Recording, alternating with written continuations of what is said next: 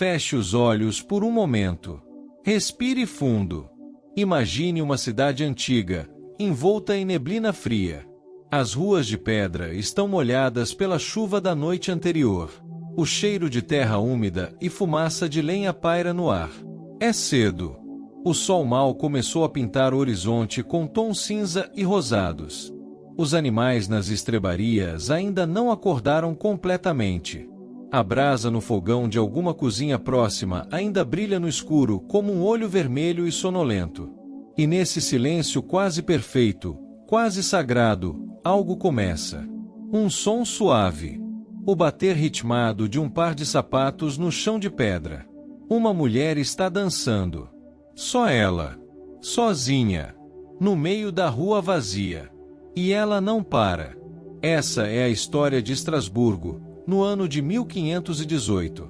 Uma história que ninguém esqueceu, mesmo depois de 500 anos.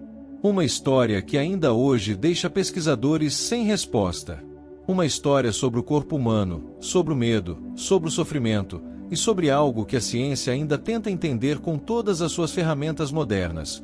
O que acontece quando uma pessoa perde completamente o controle de si mesma, não por vontade própria, mas por uma força que ninguém consegue ver, nomear ou parar. Sente o peso do silêncio antes que ela comece a dançar. Essa é a história da dança da morte. O ano era 1518 e a cidade de Estrasburgo ficava numa região que hoje chamamos de Alsácia, no nordeste da França, mas que naquela época fazia parte do Sacro Império Romano-Germânico. Era uma cidade grande para os padrões da época. Tinha muros altos de pedra cinza, com torres de vigia nos pontos mais estratégicos, e portões pesados de madeira e ferro que eram fechados todas as noites ao pôr do sol. Tinha igrejas imponentes, cujas torres pontiagudas se erguiam acima de tudo mais, visíveis de longe, como dedos apontados para o céu. Tinha mercados barulhentos que nos dias de feira reuniam gente de toda a região, camponeses trazendo seus produtos, mercadores vindos de outras cidades, artesãos mostrando seus trabalhos, crianças correndo entre as barracas. Tinha ruas estreitas e tortuosas onde o lixo e a fumaça se misturavam ao cheiro de comida e de animais. Tinha casas de madeira com as vigas aparecendo na fachada, com janelas pequenas de vidro grossa e distorcida que deixavam passar muito pouco do sol.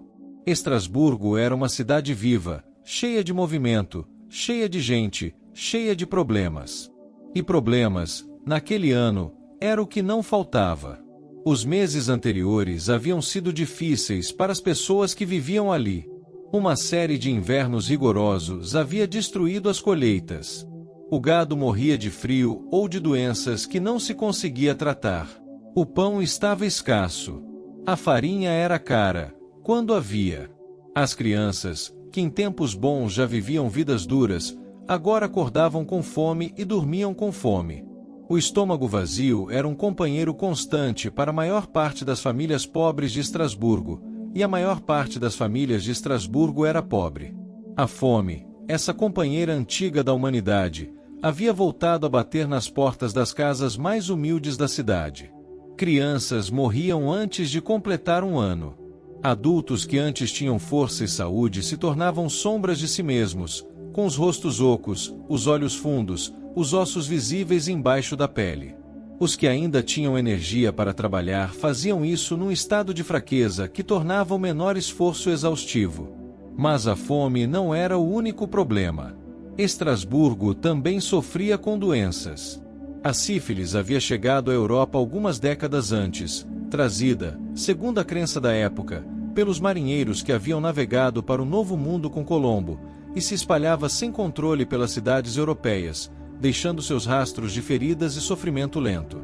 A lepra ainda assombrava comunidades inteiras, forçando os afetados a viver em isolamento, a usar sinos ou chocalhos para avisar sua chegada, a aceitar uma vida nas margens de tudo que consideravam normal. E havia outros males, sem nome preciso, que derrubavam as pessoas de repente, fazendo-as tremer, delirar, morrer. Febres que não cediam. Dores que não tinham localização clara. Fraquezas que consumiam a pessoa de dentro para fora ao longo de semanas e meses. A medicina da época pouco podia fazer diante de tudo isso. Os médicos ainda acreditavam que as doenças eram causadas por desequilíbrios nos fluidos do corpo, uma teoria que vinha dos antigos gregos e que havia dominado o pensamento médico por mais de 1000 anos. Segundo essa visão, o corpo humano era governado por 4 substâncias chamadas humores: o sangue, a fleuma, a bilis amarela e a bilis negra. Quando esses 4 humores estavam em equilíbrio, a pessoa era saudável. Quando um deles estava em excesso ou em falta, a doença se instalava. Sangrar um doente, dar ervas amargas, recomendar certos alimentos e evitar outros, rezar muito, eram os principais tratamentos disponíveis. A cirurgia existia, mas era brutal e raramente bem-sucedida. E havia também os astros, que muitos acreditavam influenciar diretamente a saúde e o destino das pessoas. Nesse cenário de medo, fome e desespero, as pessoas buscavam explicações sobrenaturais para o que viviam. A igreja era a âncora da vida cotidiana, o centro em torno do qual tudo girava. As campanhas das igrejas marcavam as horas. As festas religiosas organizavam o calendário. Os padres eram as autoridades mais respeitadas nas comunidades pequenas, e mesmo nas cidades maiores tinham enorme influência sobre o comportamento e as crenças das pessoas. Os santos eram intercessores poderosos, cada um com sua especialidade, cada um capaz de ajudar nas situações para as quais havia sido designado pela tradição. E certos males eram claramente punições divinas, ou obras do demônio, ou maldições lançadas por alguém com poderes obscuros que a igreja condenava, mas que o povo temia profundamente. Era nesse mundo que uma mulher chamada Frau Trofia vivia. Não sabemos muito sobre ela. A história não preservou seu rosto, nem sua voz, nem os detalhes de sua vida cotidiana. Não sabemos quantos anos tinha, se era bonita ou feia, se era considerada boa pessoa pelos vizinhos, se tinha filhos, se era devota ou indiferente à religião, se era alegre ou triste por natureza. Sabemos apenas que era uma mulher adulta, casada, que morava em Estrasburgo, e que em um dia de julho de 1518, ela saiu à rua e começou a dançar. O dia exato varia dependendo da fonte que se consulta. Alguns documentos dizem que foi no início de julho.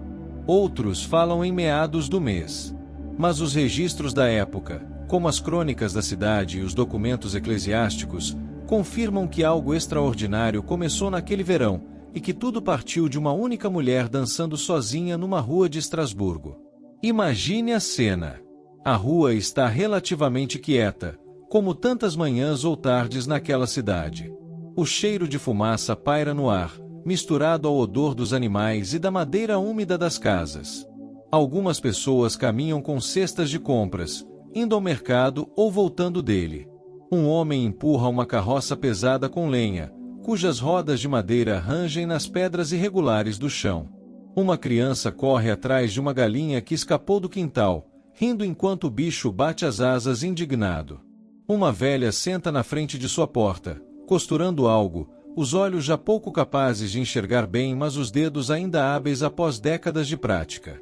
E então Frau Trofia começa a dançar.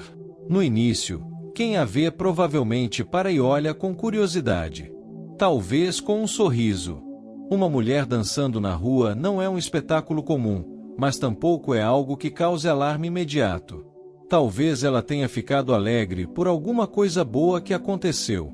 Talvez esteja celebrando algo. Talvez seja simplesmente um momento de leveza num dia difícil. Talvez seja apenas excêntrica, daquele jeito que certas pessoas são excêntricas de forma inofensiva e que nos faz sorrir de longe. Mas os minutos passam e ela não para. As horas passam e ela não para. O sol começa a se pôr e ela continua dançando. Não é uma dança alegre, cheia de sorrisos e movimentos graciosos. As testemunhas que deixaram registros descrevem algo diferente. Uma dança frenética, compulsiva, como se o corpo dela tivesse sido tomado por algo que não era ela mesma. Seus pés se movem sem parar sobre as pedras, batendo num ritmo que não segue nenhuma música conhecida. Seus braços se agitam de formas que às vezes parecem ter sentido e às vezes parecem completamente aleatórias. Seu rosto, dizem alguns, não mostra prazer nem alegria, mas algo entre o transe e o sofrimento, uma expressão que aqueles que a descrevem têm dificuldade de definir com precisão, como se faltassem as palavras certas para capturar o que os olhos estavam vendo. Ela não fala. Não responde quando as pessoas tentam se comunicar com ela. Não parece ouvir quando alguém grita o seu nome. Não reage quando alguém toca seu braço ou tenta bloqueá-la. É como se estivesse num lugar muito distante, num mundo que só ela conseguia habitar, numa frequência que os outros simplesmente não conseguiam alcançar. O marido de Frau Trofia, segundo as crônicas, tentou pará-la. Segurou seus braços com firmeza. Bloqueou seu caminho se colocando na frente dela. Pediu e implorou com a voz tensa de alguém que está tentando esconder o pânico que começa a crescer por dentro. Não adiantou. Ela simplesmente continuou. Como se os pedidos dele fossem apenas um sem sentido, como o barulho do vento nas telhas ou o latido distante de um cachorro que late o tempo todo sem que ninguém mais preste atenção. A noite chegou com seu escuro profundo e seu frio que penetrava nas roupas. Ela dançou na escuridão. E quando o sol nasceu novamente no dia seguinte, jogando sua luz oblíqua pelas ruas estreitas e iluminando as poças que a neblina da manhã deixava nas pedras, ela ainda estava dançando. Os pés dela já sangravam. As pedras irregulares da rua tinham machucado a sola dos seus sapatos e a pele por baixo, e por onde ela passava havia marcas escuras que eram, para quem soubesse ver, rastros de sangue. Os tornozelos estavam inchados, a pele esticada ao redor das articulações. As pernas, que deveriam estar exaustas além de qualquer limite humano, continuavam se movendo. Como se não houvesse cansaço que pudesse pará-las.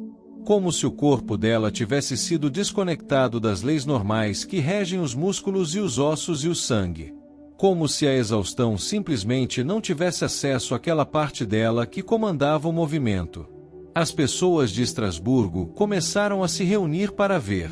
Algumas com curiosidade ainda leve, tentando encontrar uma explicação racional. Algumas com medo, o tipo quieto de medo que você sente quando algo fora de sua experiência aparece na sua frente e você não tem palavras para enquadrá-lo. Algumas com uma espécie de fascínio que é difícil de nomear, aquele sentimento perturbador de quando algo ao mesmo tempo nos repele e nos atrai, quando sabemos que deveríamos desviar os olhos mas simplesmente não conseguimos. A multidão crescia durante o dia e diminuía à noite, mas nunca desaparecia completamente. Sempre havia alguém observando. Crianças eram puxadas pelos braços por mães nervosas que não queriam que elas olhassem muito tempo, com aquela preocupação instintiva de que certas coisas não são boas para os olhos de quem ainda está crescendo.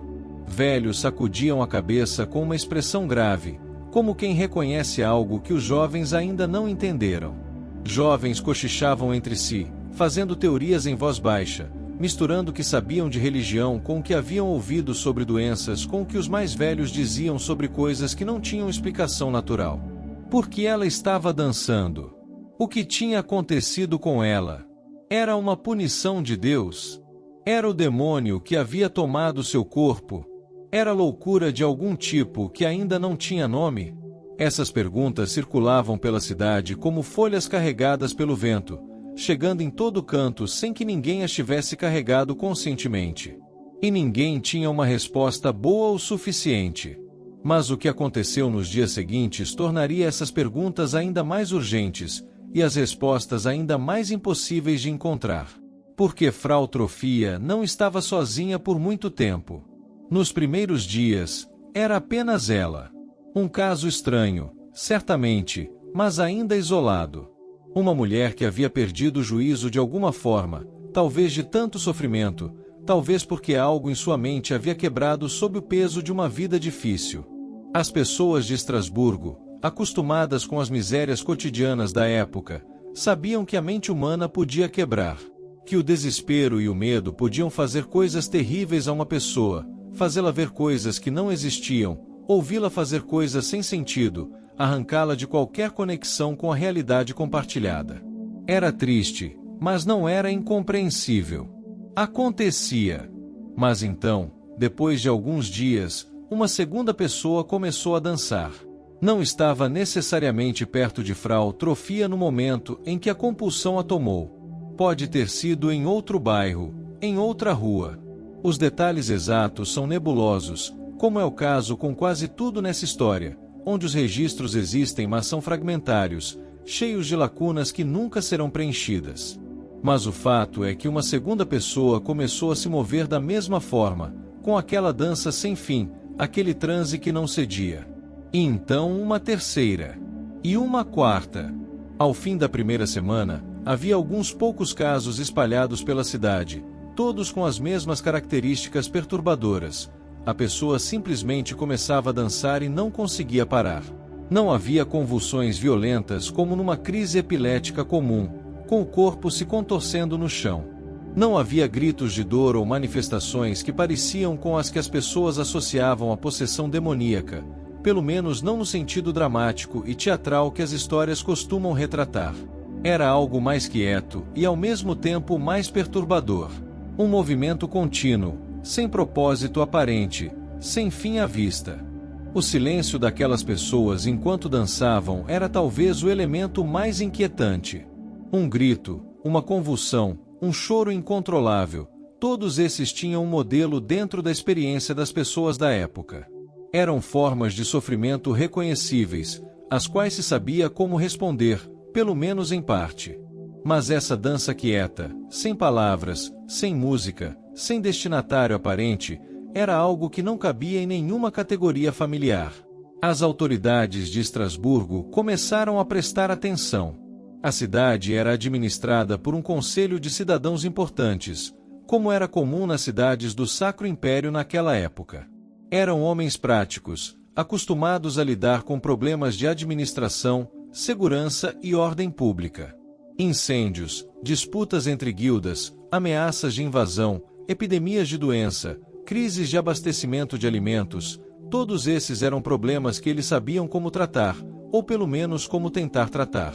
Convocavam reuniões, consultavam especialistas, tomavam decisões, emitiam decretos. Mas isso era diferente. Esses homens se reuniram para discutir o que estava acontecendo com a consciência desconfortável de que estavam diante de algo que não tinham ferramentas para enfrentar. Não era um incêndio que se pudesse apagar. Não era uma disputa que se pudesse arbitrar.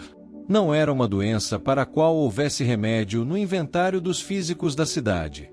Era uma estranheza que crescia e que não recuava. Os primeiros dias foram de observação e confusão. Ninguém sabia ao certo o que estava causando aquilo. Médicos foram consultados, aqueles poucos profissionais de saúde que a cidade tinha, treinados numa tradição médica que misturava os ensinamentos dos antigos gregos com teorias medievais e um tanto de misticismo e de astrologia. Esses homens foram chamados para examinar os que dançavam, para observar seus corpos, seus pulsos, suas expressões, tentar encontrar alguma pista que levasse a uma causa e a um tratamento. Suas conclusões foram, para dizer o mínimo, curiosas do ponto de vista que temos hoje. Segundo os registros que sobreviveram até hoje, os médicos consultados concluíram que a causa da dança compulsiva era um sangue superaquecido no cérebro. Essa era uma explicação perfeitamente coerente dentro do sistema médico da época. Se um excesso de sangue quente chegasse ao cérebro, podia provocar comportamentos anormais, movimentos incontroláveis, estados alterados de consciência. Era um diagnóstico que fazia sentido dentro da lógica dos 4 humores. A solução proposta pelos médicos, portanto, não era isolamento nem repouso nem qualquer tipo de tratamento no sentido que entendemos hoje. Era dança. Mais dança. Deixar que o processo seguisse seu curso. E para isso, o melhor a fazer seria criar as condições para que a dança acontecesse de forma mais organizada, mais controlada, mais digna do que aquela que estava acontecendo nas ruas. Quando lemos isso hoje, ficamos pasmos. Como podia ser que a solução para uma epidemia de dança compulsiva fosse mais dança, mais música, mais oportunidade para dançar? Mas é preciso um esforço sério de imaginação histórica para entender que essa decisão fazia sentido dentro da lógica do pensamento médico da época. Não era uma decisão estúpida nem irresponsável. Era uma decisão informada pelo melhor conhecimento disponível, que acontecia de ser completamente errada do ponto de vista que o futuro revelaria.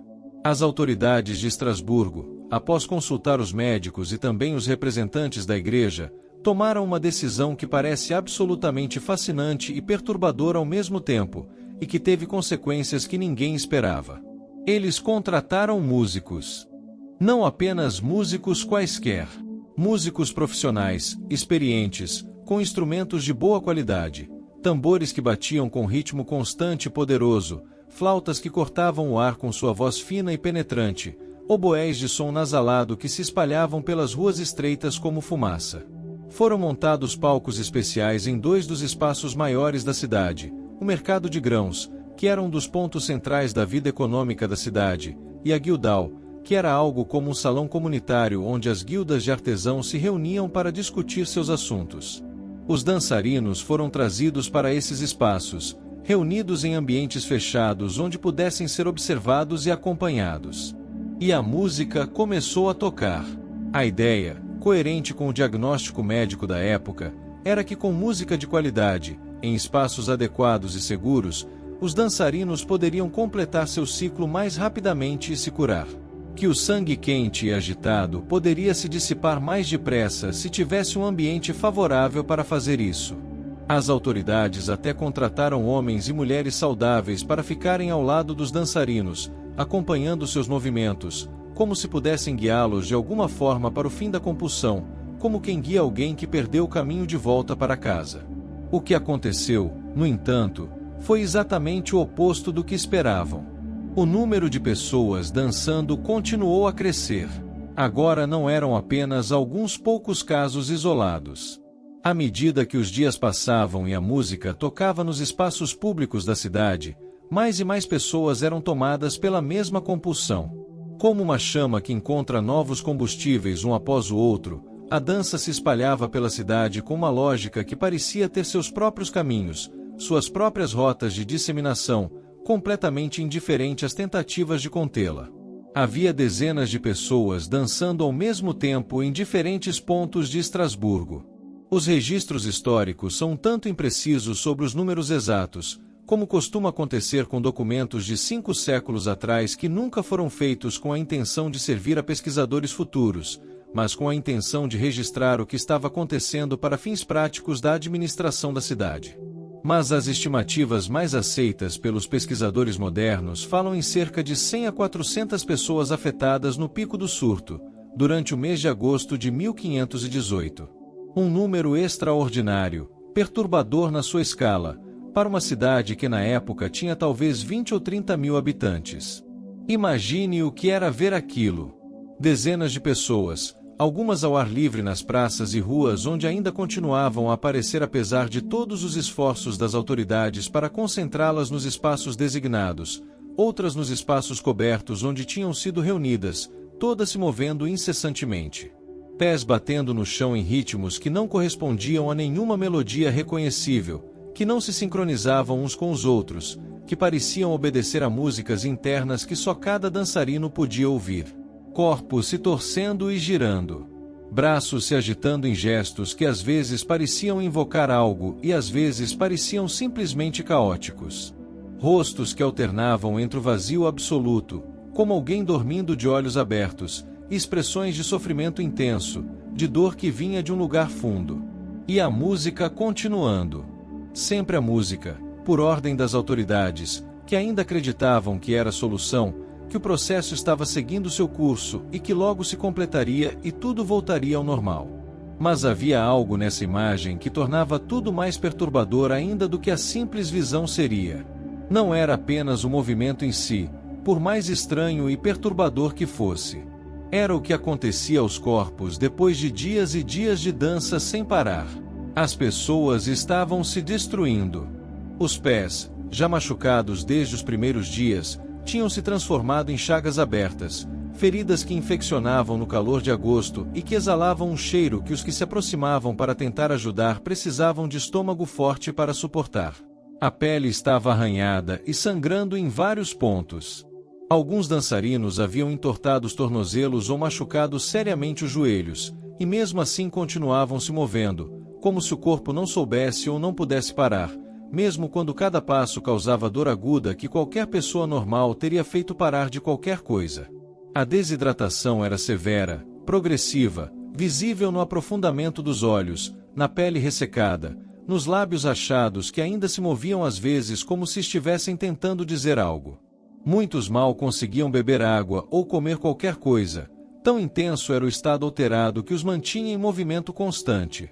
E então os colapsos começaram. Uma pessoa dançava por dias a fio, cada hora mais lenta, cada hora mais vacilante, e então, subitamente, caía. O corpo simplesmente não tinha mais nada para dar. O coração, sobrecarregado além de qualquer limite que foi feito para suportar, falhava. As articulações, destruídas pelo uso contínuo sem descanso, cediam de uma vez. A desidratação extrema levava ao choque e ao colapso dos sistemas vitais. E a pessoa morria ali mesmo, no meio da rua ou no salão onde havia sido reunida com os outros, cercada pelo movimento constante dos que ainda continuavam, como uma vela que se apaga enquanto as outras ainda queimam. Os registros falam em mortes. Não é possível saber ao certo quantas. Alguns documentos da época sugerem que havia mortes diárias nos momentos mais intensos do surto. Outros números são mais conservadores. Mas a ideia central, perturbadora e irrefutável, permanece. Pessoas estavam morrendo de dançar. Literalmente. Seus corpos eram consumidos pelo esforço físico interminável, hora após hora, dia após dia, até não restar mais nenhuma reserva, nenhum recurso, nada para continuar. E enquanto alguns caíam, outros continuavam.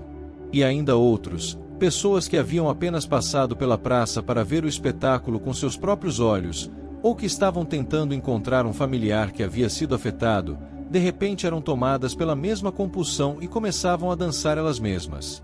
Como se o simples ato de observar, de se aproximar o suficiente, de ser exposto àquela imagem por tempo suficiente, pudesse transferir a condição de uma pessoa para outra.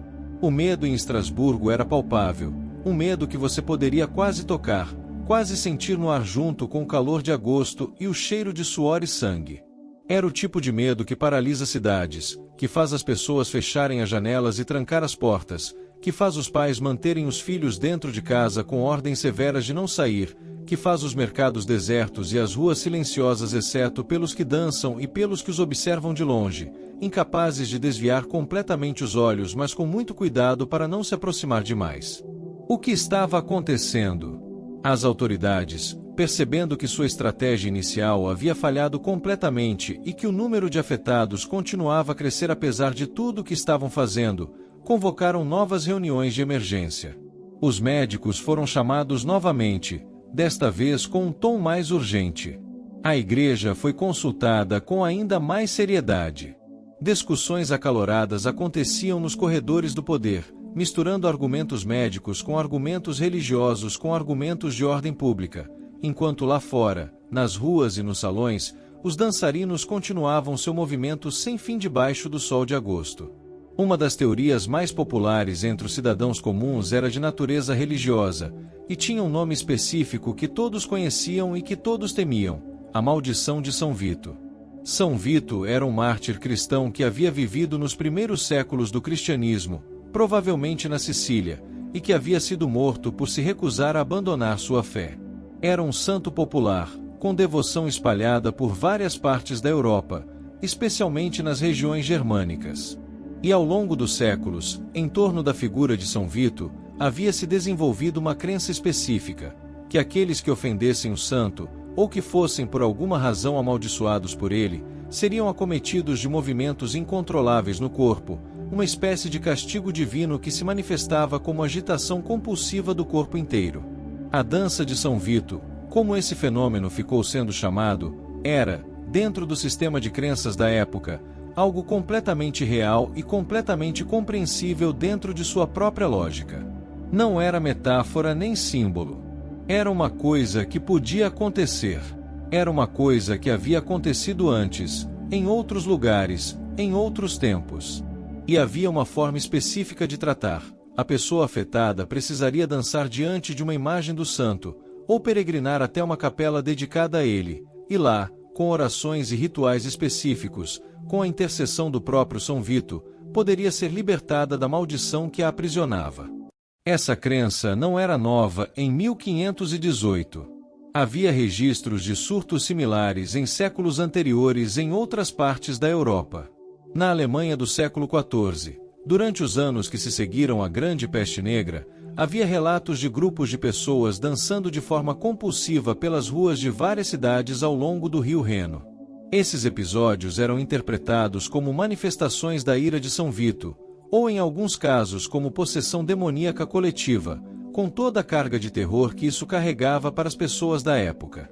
Havia também, naquele período sombrio que se seguiu à Peste Negra, uma dança chamada Totentãs, a Dança da Morte, que era representada nas artes visuais e nas tradições populares como um esqueleto ou uma figura da morte que convidava pessoas de todas as classes sociais a dançar com ele, independentemente de riqueza ou posição.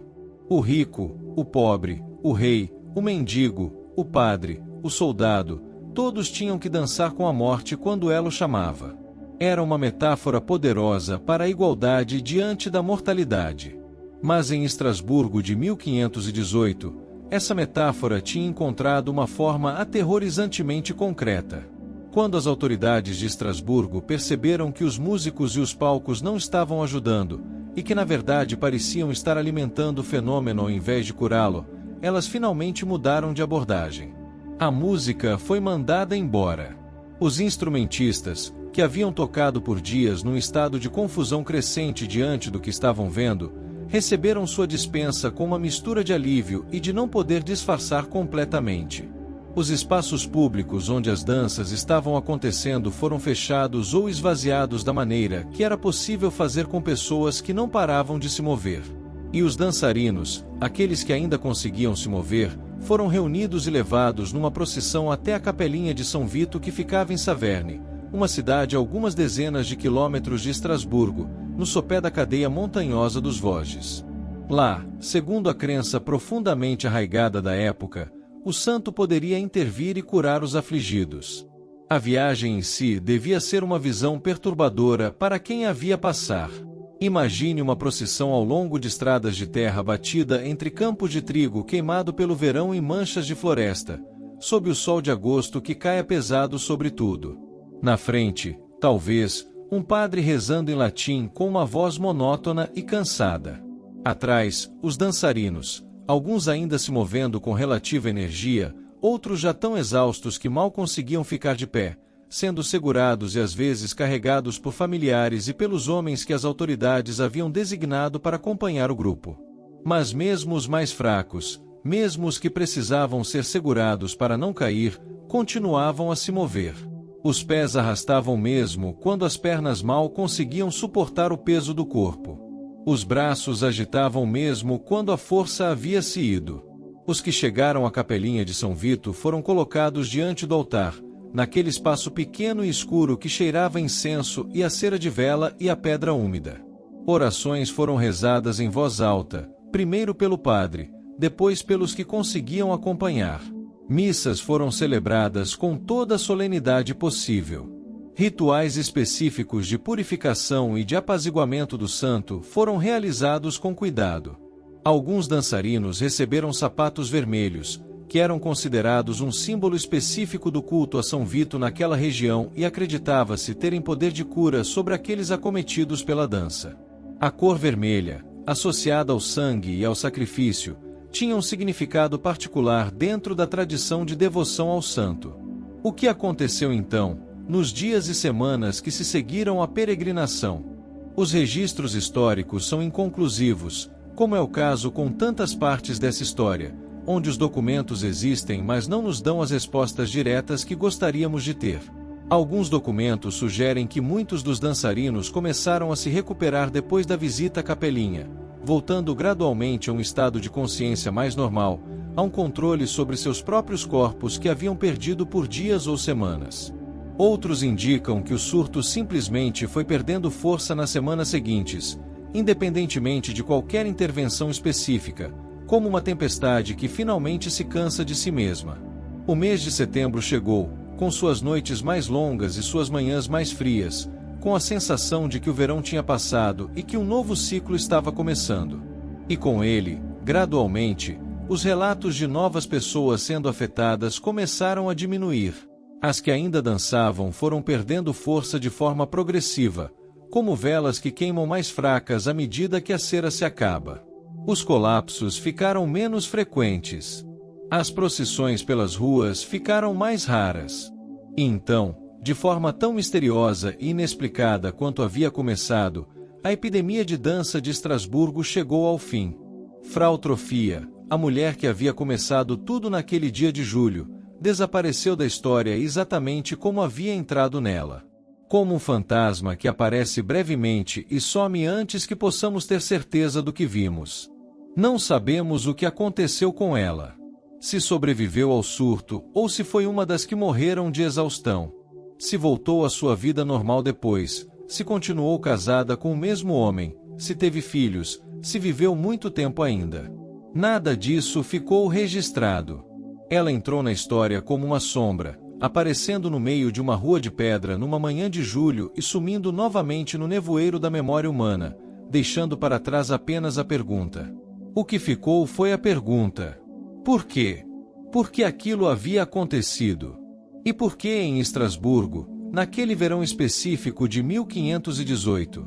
As autoridades da cidade, depois que tudo havia passado, fizeram o que autoridades costumam fazer depois de uma crise. Registraram o que havia acontecido com o máximo de detalhes que conseguiram, tomaram medidas para tentar evitar que se repetisse, e procuraram seguir em frente com as muitas outras preocupações que uma cidade da sua dimensão sempre tem.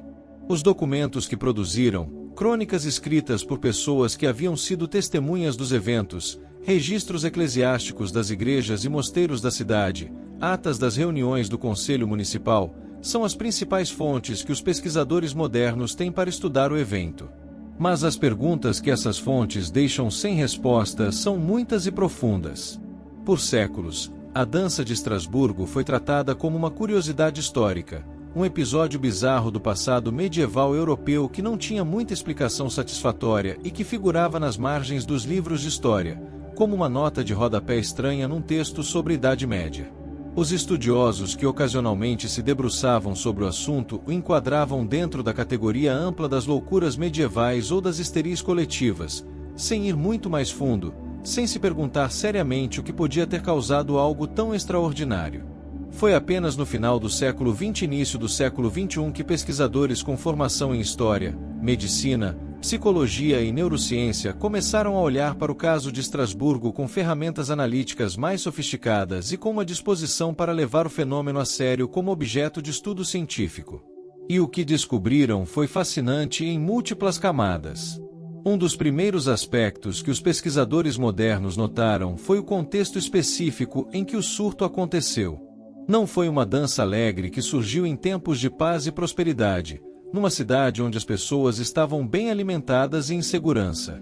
Foi uma dança que surgiu no pior momento possível para a população de Estrasburgo, num período de crise múltipla e sofrimento acumulado que havia durado anos.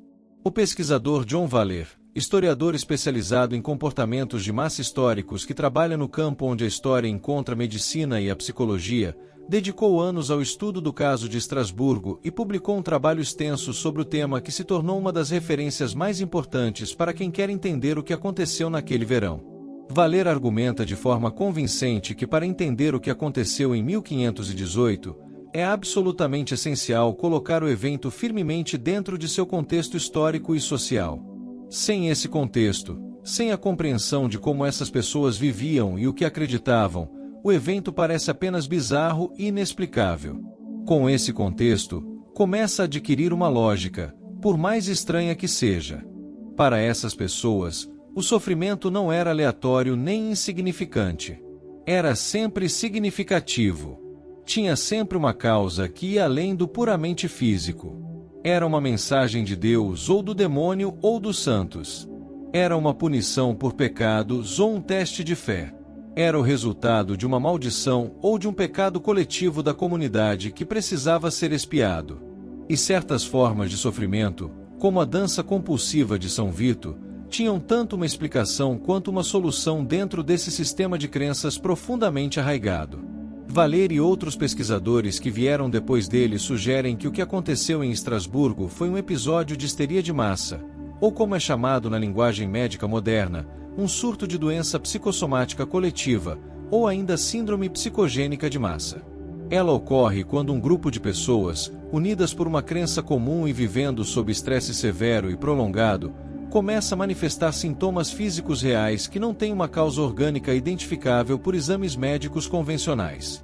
Os sintomas podem incluir tremores incontroláveis, convulsões, paralisia súbita, visões, perda de sensibilidade em partes do corpo, e sim, também movimentos compulsivos que podem ser chamados de dança, de agitação, de tremor.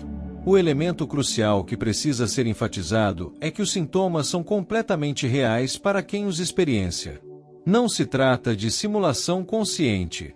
Não se trata de fingimento para chamar atenção ou para se esquivar de responsabilidades. A pessoa afetada genuinamente não consegue controlar seus movimentos. Seu corpo faz coisas que ela não ordenou conscientemente. O sofrimento é real e mensurável. As consequências físicas são reais e às vezes graves, como a morte por exaustão no caso de Estrasburgo. Mas a causa não está numa bactéria, num vírus, num fungo, num tumor ou em qualquer outra coisa que um médico possa encontrar num exame convencional. A causa está na mente, e especificamente na interação complexa, ainda não totalmente compreendida, entre mente e corpo que a medicina moderna continua a estudar com crescente fascínio e crescente humildade diante da sua própria ignorância. O mecanismo que os pesquisadores propõem funciona, em linhas gerais, desta forma. Uma pessoa vive sob estresse extremo por um longo período, acumulando pressões que não têm saída adequada.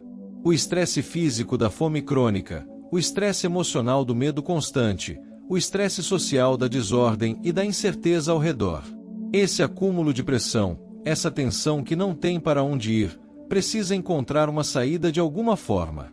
O corpo e a mente humanos não são feitos para suportar indefinidamente níveis extremos de estresse sem que algo ceda. E se a pessoa vive numa cultura que tem uma crença específica sobre como certos tipos de sofrimento se manifestam, essa crença pode funcionar como uma espécie de moldura, de forma, de caminho pré-estabelecido para que o sofrimento acumulado se expresse. A crença não inventa o sofrimento. O sofrimento é real, estava lá antes da crença entrar em cena. Mas a crença fornece a linguagem, a forma, o vocabulário corporal através do qual esse sofrimento pode finalmente se manifestar externamente. No caso de Estrasburgo, a crença na dança de São Vito fornecia exatamente essa moldura. As pessoas sabiam que existia algo chamado a dança de São Vito. Sabiam que era algo que podia acontecer com qualquer um que desagradasse o santo ou que fosse por ele amaldiçoado. Sabiam que se manifestava como movimentos compulsivos do corpo que a vontade da pessoa não conseguia controlar.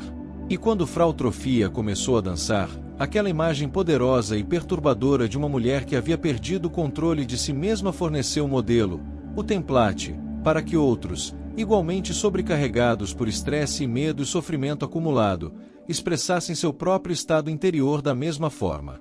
Há algo quase inevitável nessa dinâmica quando você a compreende em profundidade.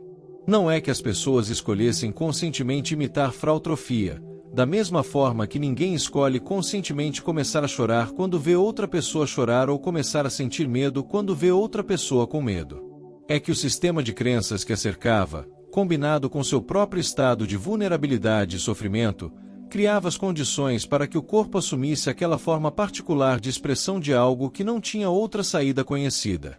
E aí vem a parte que torna a decisão das autoridades tão tragicamente compreensível, tão humana no seu fracasso, tão instrutiva como exemplo de como as melhores intenções podem produzir os piores resultados quando se agem dentro de um sistema de entendimento que é fundamentalmente inadequado para a situação.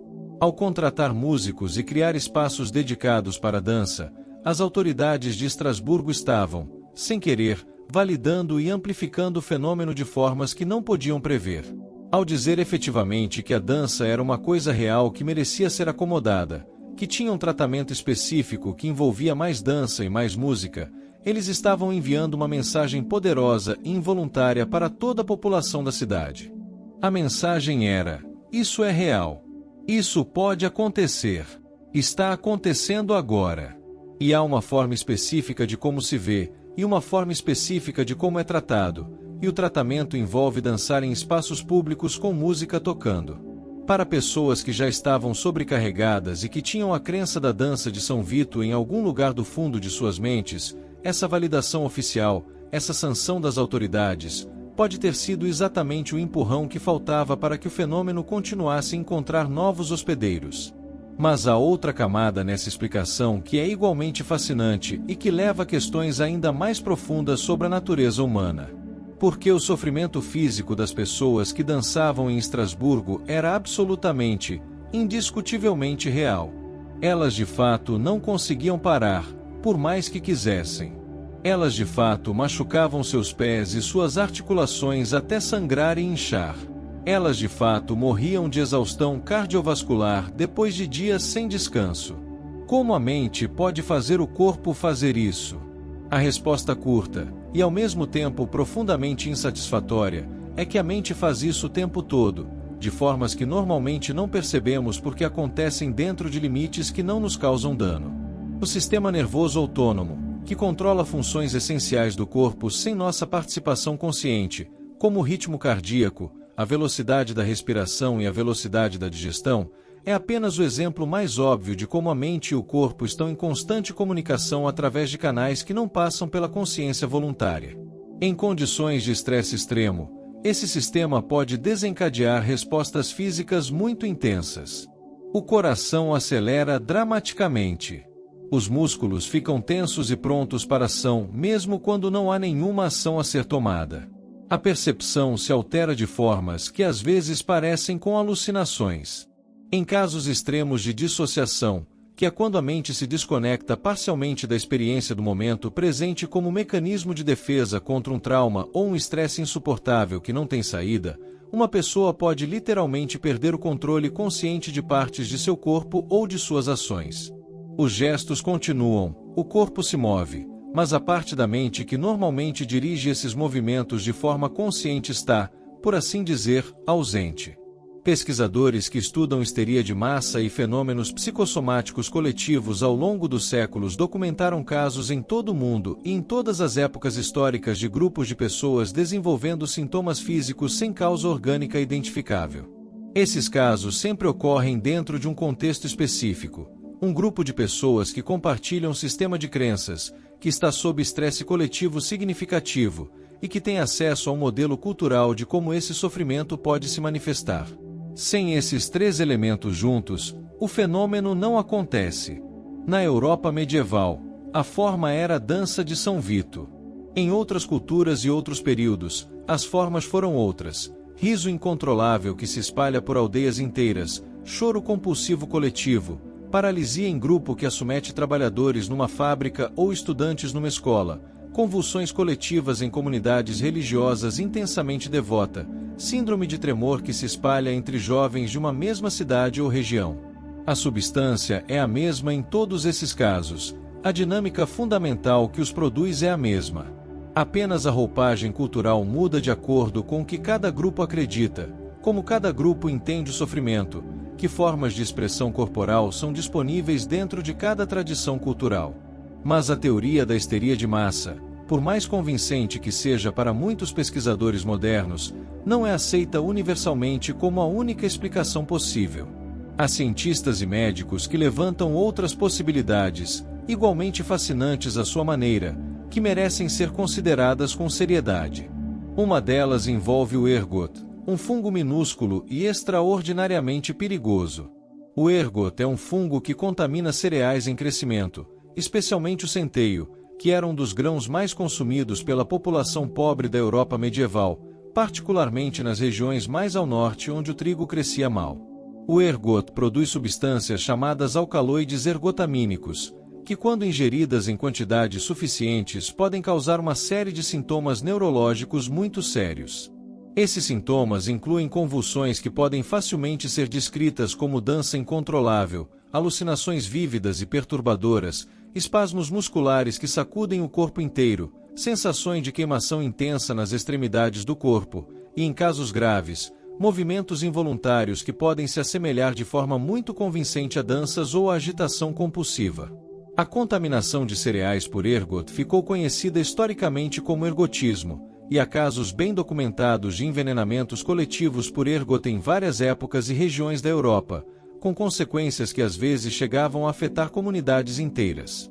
Em 1518, Estrasburgo havia passado por anos de inverno rigoroso seguidos de verões problemáticos. As condições climáticas, com muita umidade no tempo frio e depois o calor do verão, seriam favoráveis para a proliferação do fungo do ergot nos cereais armazenados. E a população, enfraquecida pela fome e, portanto, consumindo mais cereal barato e possivelmente contaminado do que em tempos normais, estaria mais exposta a qualquer problema nos grãos disponíveis. Seria possível, então, que o que as pessoas de Estrasburgo viram e viveram como uma epidemia de dança compulsiva fosse na verdade um surto de envenenamento por ergot, com os espasmos e convulsões do ergotismo convulsivo sendo interpretados pela população dentro do único modelo explicativo que tinham disponível, a maldição da dança de São Vito? A teoria é genuinamente intrigante e merece ser levada a sério. Mas tem problemas que os pesquisadores que a analisaram com cuidado não conseguem ignorar. O envenenamento por ergot normalmente produz sintomas mais variados e menos focados do que os que foram relatados em Estrasburgo. Além das convulsões, haveria alucinações, sensações de queimação, formigamentos e provavelmente os sintomas do tipo gangrenoso em pelo menos alguns dos afetados, com perda de partes do corpo que certamente teria sido registrada nos documentos. Os relatos de Estrasburgo descrevem algo muito mais específico e uniforme: pessoas dançando e não conseguindo parar, com poucos outros sintomas claramente descritos. Pesquisadores como Valer argumentam de forma persuasiva que as evidências disponíveis apontam mais fortemente para a histeria de massa do que para o ergotismo, e que a teoria do ergot, embora plausível em alguns aspectos, não consegue explicar satisfatoriamente o padrão de disseminação e as características específicas do surto. Mas a questão permanece em aberto, como uma possibilidade que não pode ser completamente descartada com as evidências que temos, e que provavelmente nunca poderá ser resolvida de forma definitiva. O que todas essas teorias têm em comum, e isso é importante, é a ideia de que o surto de dança de Estrasburgo não foi um evento sobrenatural, apesar de ter sido interpretado como tal pelas pessoas que o viveram. Ele foi um evento humano, profundamente, perturbadoramente humano, que surgiu da intersecção de sofrimento real, crenças compartilhadas, dinâmicas sociais complexas e a estranha, maravilhosa e às vezes aterrorizante capacidade que a mente humana tem de transformar estados mentais em estados físicos tão reais quanto qualquer doença que possamos nomear e medir. Mas ao dizer isso, não queremos diminuir o mistério. Porque mesmo com todas as explicações modernas que conseguimos desenvolver com 5 séculos de distância, com todos os instrumentos da medicina e da psicologia e da história social, algo permanece inexplicado. Porque aquela mulher específica, Frau Trofia, naquele dia específico de julho, naquela rua específica de Estrasburgo. Havia provavelmente milhares de outras pessoas na cidade que viviam em condições igualmente difíceis, que tinham o mesmo sistema de crenças, que estavam igualmente à beira do limite do que conseguiam suportar. Porque a dança começou com ela e não com alguém mais. Porque a epidemia durou aquelas semanas específicas e não mais, ou menos. E por que os rituais religiosos na capelinha de São Vito pareceram contribuir para o fim do fenômeno, se a explicação mais aceita é de natureza psicossomática e não religiosa? Talvez a resposta para a última pergunta seja a mais iluminadora de todas, e ao mesmo tempo a mais comovente. Talvez os rituais religiosos tenham funcionado, não porque São Vito realmente interveio de forma sobrenatural, mas porque forneceram para os afetados e para sua comunidade algo que não tinham conseguido encontrar de nenhuma outra forma: um ritual de saída. Uma forma culturalmente sancionada e socialmente reconhecida de encerrar o estado de transe e retornar ao mundo normal, de cruzar de volta a fronteira entre o estado extraordinário e o estado cotidiano. Uma permissão coletiva para parar. Se a mente havia criado o problema em parte através do sistema de crenças disponível, talvez fosse necessário que o mesmo sistema de crenças fornecesse a solução. A capelinha de São Vito não era um hospital. Não tinha médicos nem remédios. Tinha apenas o poder simbólico que o sistema de crenças coletivo lhe atribuía. E para mentes que haviam começado a dançar dentro desse sistema de crenças, talvez esse poder simbólico fosse exatamente o que faltava para que o corpo pudesse finalmente parar. Há algo profundamente humano e até comovente nessa ideia, debaixo de toda a estranheza e o horror do que aconteceu. A ideia de que somos criados por nossas histórias, por nossas crenças, por nosso contexto cultural, de formas que vão muito mais fundo do que nossa consciência consciente alcança e que nossa razão pode controlar. Que o sofrimento pode tomar a forma que a cultura nos ensinou a esperar. Que o corpo obedece a lógicas que a mente consciente mal percebe e muitas vezes não comanda. E que às vezes, curar o sofrimento significa entrar no mesmo sistema de símbolos e rituais que o criou, usar sua linguagem e sua lógica para navegar de volta a um estado de equilíbrio, da mesma forma que às vezes é preciso entrar num labirinto para encontrar a saída. Ou talvez não seja tão simples assim. Talvez nenhuma das explicações que temos seja completamente suficiente para abraçar tudo o que aconteceu em Estrasburgo naquele verão. Talvez o caso contenha algo que ainda não temos as ferramentas para entender, algo que a ciência do futuro poderá ver com mais clareza do que conseguimos ver agora. O surto de dança de 1518 não foi o único na história da Europa medieval. Há registros de episódios similares em séculos anteriores e posteriores, em várias cidades e regiões diferentes, cada um com suas particularidades e seu próprio contexto. O de Estrasburgo é o mais bem documentado e o mais intensamente estudado pelos pesquisadores modernos, mas não é um caso isolado dentro do panorama histórico mais amplo.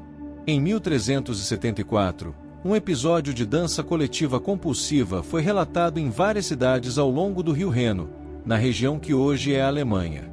As crônicas da época descrevem grupos de pessoas se reunindo nas ruas e dançando de forma frenética, incapazes de parar, até que caíam exaustos ou eram levadas à força para igrejas onde se tentava tratá-las com rituais religiosos. O episódio foi especialmente intenso em Aachen, Colônia, Metz e em várias outras cidades da região, e parece ter durado vários meses antes de se dissipar gradualmente. O contexto desse episódio de 1374 é ainda mais sombrio do que o de 1518, se é que isso é possível. Ele ocorreu menos de 30 anos depois da Grande Peste Negra, a pandemia de peste bubônica que havia varrido a Europa entre 1347 e 1351, matando entre um terço e metade de toda a população do continente em apenas alguns anos. Uma catástrofe de proporções difíceis de imaginar. Cidades que tinham perdido metade dos seus moradores. Comunidades inteiras que haviam sido dizimadas. Famílias onde apenas 1 ou 2 sobreviventes restavam depois que a doença havia passado. Um trauma coletivo de dimensões apocalípticas para o qual a Europa medieval não tinha nenhum precedente e nenhum modelo de resposta adequado.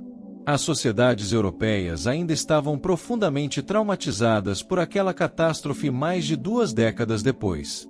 O medo da morte, que antes era uma presença conhecida mas gerenciável na vida medieval, havia se transformado em algo muito mais imediato e muito mais assustador depois da peste.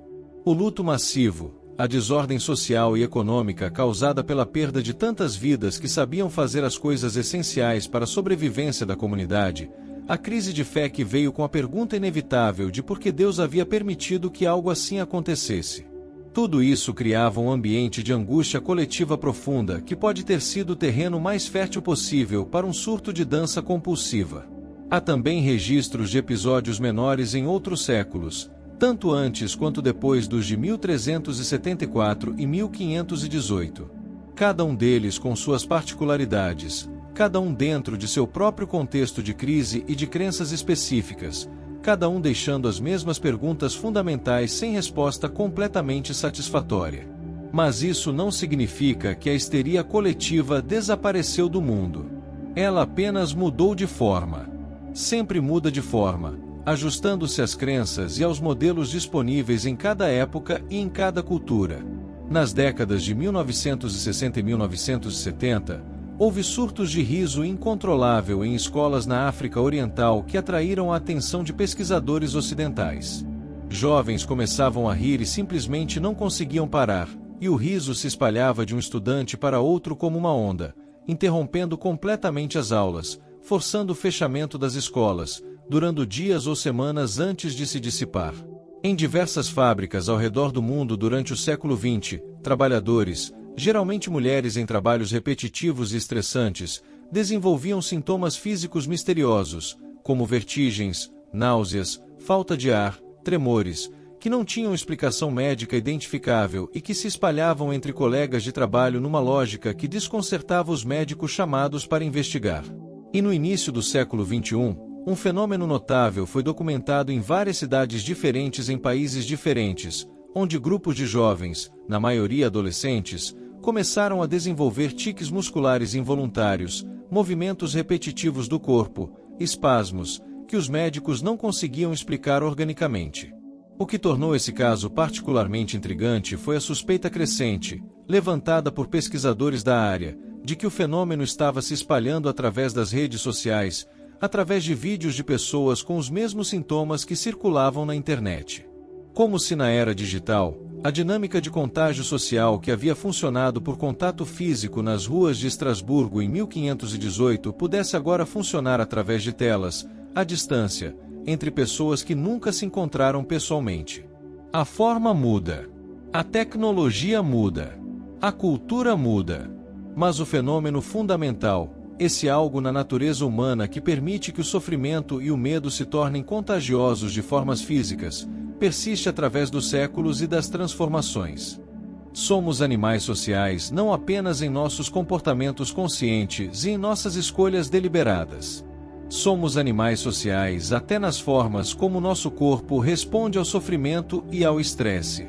Até nas formas como nossa saúde e nossa doença podem ser moldadas pelo que as pessoas ao nosso redor acreditam e pelo que estão sentindo. O medo pode ser contagioso não apenas como uma emoção que reconhecemos e nomeamos, mas como uma experiência física que se instala no corpo mesmo antes de a mente consciente entender o que está acontecendo. Voltemos uma última vez a Estrasburgo, naquele verão de 1518. Voltemos às ruas de pedra que já carregavam o calor do dia mesmo de manhã cedo. Ao cheiro de lenha e de animais e de fumaça que era a atmosfera constante de qualquer cidade medieval. Ao som dos pés batendo em ritmos irregulares enquanto o sol se movia pelo céu e as sombras das casas se encurtavam e depois se alongavam novamente. Os que viviam naquela cidade e que não foram afetados pelo surto, como deve ter sido para eles carregar aquele peso? Imagine acordar todas as manhãs e olhar pela janela antes de qualquer outra coisa, olhar para a rua abaixo para ver se ainda estão lá, os que dançam, se ainda estão se movendo.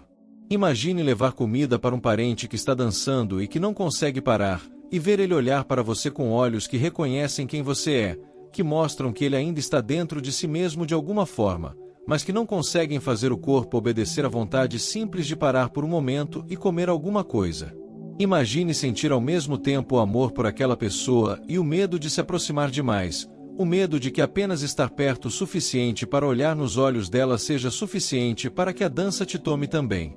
Imagine o peso de não saber, de não ter nenhuma explicação que realmente fizesse sentido, de só poder rezar e esperar e observar e não conseguir fazer nada que ajudasse de verdade. Deve ter sido devastador de uma forma que não tem palavras fáceis.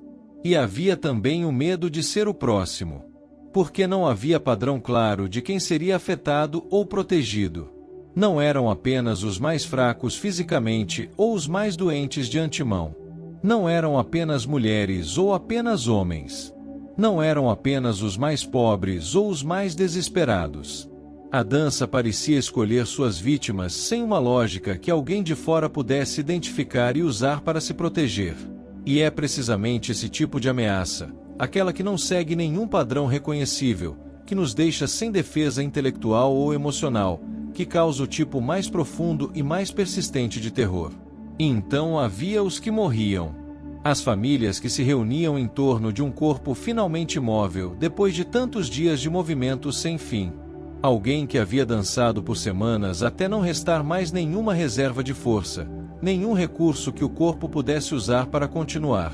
A mistura de emoções que isso deve ter provocado não tem um nome único: luto pela perda, alívio de ver o sofrimento acabar, confusão moral sobre como nomear aquela morte, raiva sem destinatário claro, cansaço acumulado de semanas de vigilância e medo.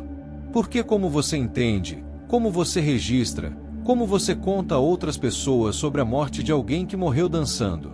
Era uma maldição cumprida? Era um martírio de algum tipo?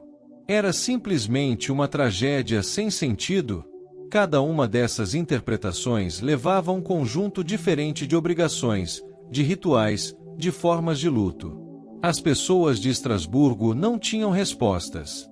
Nós, 5 séculos depois, com todo o aparato do conhecimento científico moderno à nossa disposição, com historiadores e médicos e psicólogos e neurocientistas que dedicaram partes de suas carreiras a estudar esse evento, ainda não temos respostas que silenciem todas as perguntas. E talvez seja precisamente isso que torna essa história tão persistentemente presente na memória humana, tão resistente ao esquecimento que mereceria, tão capaz de nos tocar através de todos esses séculos de distância. Ela nos confronta com os limites do que podemos conhecer, mesmo sobre nós mesmos. Ela nos lembra que o corpo humano, esse instrumento tão familiar que carregamos conosco a cada momento acordado, pode fazer coisas que a mente consciente não ordena e não entende. Que a mente, igualmente familiar e igualmente misteriosa, pode criar sofrimentos físicos completamente reais que não têm equivalente em nenhum exame médico que possamos fazer. Que somos, fundamentalmente, mais do que conseguimos compreender sobre nós mesmos. Há algo de vertiginoso nessa ideia, quando você a deixa realmente entrar. Algo que ao mesmo tempo nos humilha e nos assombra de uma forma que não é exatamente desconfortável, mas que é estranhamente expansiva. Como olhar para o céu noturno e perceber de repente a enormidade do que está lá. A mente humana, que criou a física quântica que descreve o comportamento das partículas mais minúsculas do universo, que criou a música de compositores que faz pessoas chorarem por razões que não conseguem explicar, que criou catedrais de pedra que ainda de pé depois de 800 anos, que criou as palavras que agora chegam até você através de qualquer meio que você esteja usando para ouvi-las.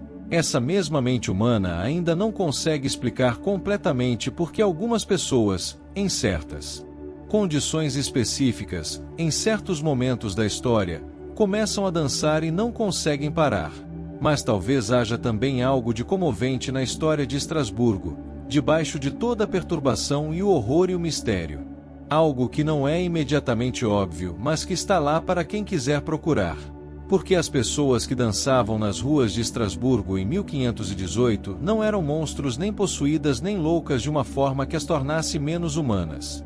Eram pessoas comuns que viviam vidas muito difíceis num mundo muito difícil, e que estavam sofrendo de formas que não conseguiam expressar de outra maneira. O corpo encontrou um caminho, por mais destrutivo que esse caminho fosse, para externalizar o que estava acumulado por dentro sem saída. Não era um caminho que alguém teria escolhido. Não era um caminho que fazia bem. Mas era o único caminho que estava disponível dentro das condições em que aquelas pessoas viviam e dentro dos sistemas de entendimento que tinham. E as pessoas ao redor, as autoridades com suas decisões equivocadas, os médicos com seus diagnósticos errados, os padres com suas orações e seus rituais, os familiares com sua mistura de amor e medo e impotência, todos eles também não eram vilões nem idiotas.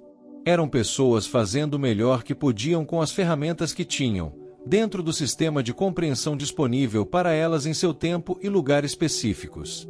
Tomaram decisões erradas que pioraram a situação, como a de contratar músicos.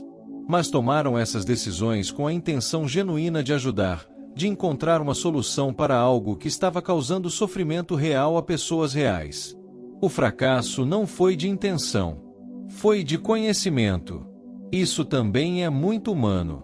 Essa lacuna permanente entre o que queremos fazer pelo outro e o que realmente conseguimos fazer.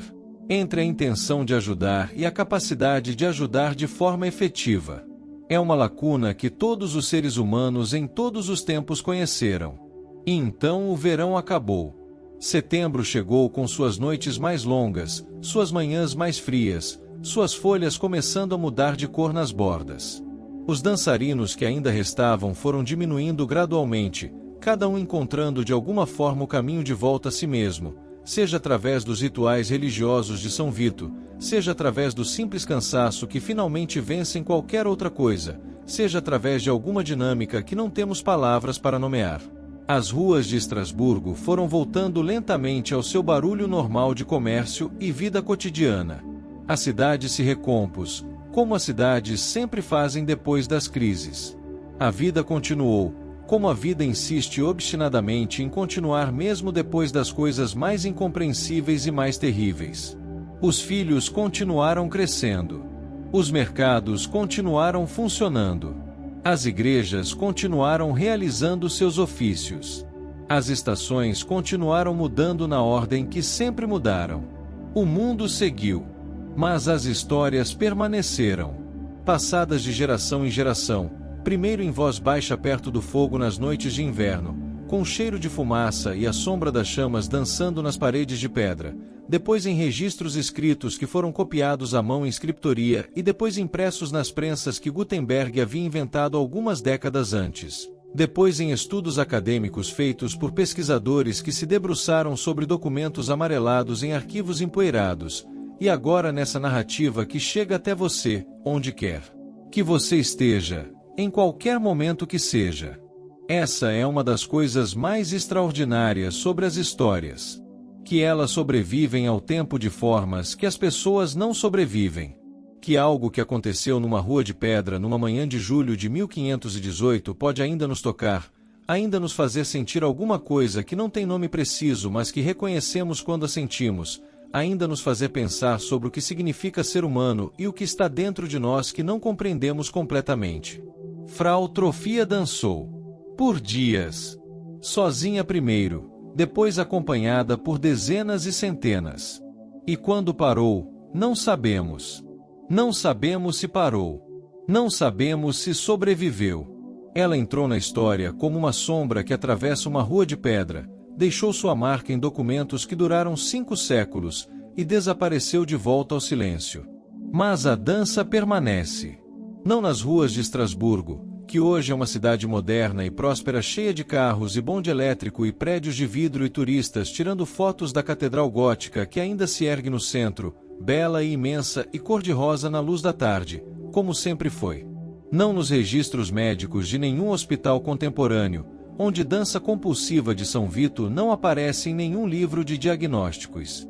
Mas na memória coletiva que essas histórias constroem ao longo dos séculos, na maneira como o passado continua a falar para o presente através do tempo, na forma como o que não entendemos sobre nós mesmos continua a se manifestar em formas novas em mundos novos, lembrando quietamente que nem tudo que somos está sob nosso controle e que essa é ao mesmo tempo a coisa mais assustadora e a mais genuinamente humana que existe. A dança de São Vito desapareceu como fenômeno específico, mas a capacidade humana que a tornou possível não desapareceu com ela. Ela apenas encontrou outras formas de se expressar, em outros tempos, em outras culturas, com outros nomes e outras manifestações. Porque essa capacidade é parte do que somos, parte da forma como fomos feitos, parte da estranha e complexa e nunca completamente entendida natureza do ser humano. Estrasburgo existe ainda. A Catedral de Arenito Rosa erguida durante os séculos XII a XV ainda se reflete nas águas calmas do rio e num dia sem vento. As ruas do centro histórico, com suas casas de enxaimel colorido que sobreviveram aos séculos e às guerras e às reformas, ainda guardam em suas pedras o eco de passos de gerações incontáveis que passaram por elas sem deixar nome. O mercado ainda acontece nos mesmos espaços onde as autoridades de 1518 montaram seus palcos e contrataram seus músicos. A vida continua, como sempre continuou. Se você caminhar por aquelas ruas numa manhã tranquila de verão, quando a névoa do rio ainda não se dissipou completamente e o sol está apenas começando a aquecer as pedras antigas que viram tanto, talvez consiga sentir um pouco daquilo que esse lugar guarda. Não a dança, não o horror, não o caos e o medo e as mortes que aconteceram num verão muito distante, mas a presença quieta do passado. A sensação, que às vezes vem a lugares muito antigos, de que as histórias vivem nos lugares mesmo depois que as pessoas que as viveram se foram. que as paredes absorvem alguma coisa do que aconteceu entre elas, alguma vibração tênue demais para ser medida, mas forte o suficiente para ser sentida por quem está atento. E se você fechar os olhos por um momento, com o sol de verão no rosto e o cheiro do rio no ar, talvez ouça, muito longe, quase inaudível, o som suave de passos em pedras. Um ritmo que não segue nenhuma música conhecida. Uma dança que ninguém escolheu começar e que levou muito tempo para terminar. E que, de certa forma, nunca terminou completamente. Porque as histórias não terminam. Elas apenas ficam mais quietas com o tempo, se acomodam nos cantos da memória coletiva, esperando que alguém com o tempo e a disposição venha até elas e as escute de novo. Esperando para lembrar que há perguntas que não têm resposta fácil, que há mistérios que resistem a todas as explicações, que há algo no coração da experiência humana que permanece fundamentalmente opaco mesmo para nós mesmos. E agora que você ouviu essa história, ela também é um pouco sua.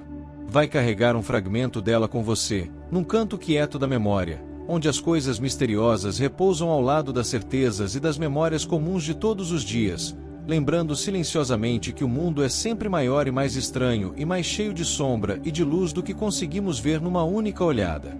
Estrasburgo, julho de 1518. Uma mulher dançando sozinha numa rua de pedra. E tudo o que veio depois. Descanse agora. A história está guardada. O mistério permanece, quieto e sereno e incompleto, como sempre esteve, esperando pacientemente no silêncio entre uma palavra e outra, entre um passo e o próximo, entre o que sabemos com certeza e o que talvez nunca saibamos com certeza. O som dos passos vai diminuindo agora. A névoa do rio cobre as ruas antigas devagar. A luz do verão se torna dourada, depois laranja, depois a escuridão suave da noite que sempre chega. A cidade adormecer, como sempre adormecer, sob o olhar silencioso da catedral antiga que viu tantas coisas e guardou todas elas em suas pedras, sem julgamento, sem espanto, apenas presente. E o mistério continua, quieto como a noite, vasto como o passado, tão humano como nós mesmos. Boa noite.